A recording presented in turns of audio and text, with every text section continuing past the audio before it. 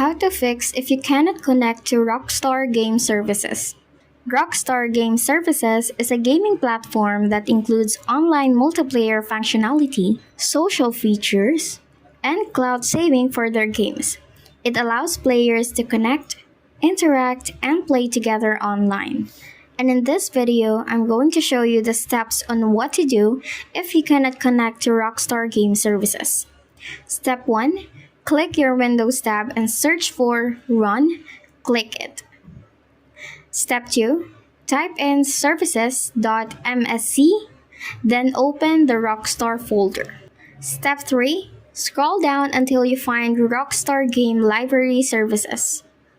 Step 4. Right-click Rockstar Game Library Services, select Properties on the setup type, then choose Manual. After that, click Apply, and then under Service Status, click Start, then hit OK.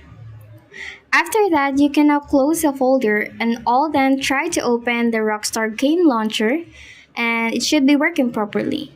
Take note that there's another method that you can also try. You can try clicking the Windows tab, then type in System Configuration, click Services, then check the box saying Hide All Microsoft Services. Then look for Rockstar Game Library Services, check the box, then Apply.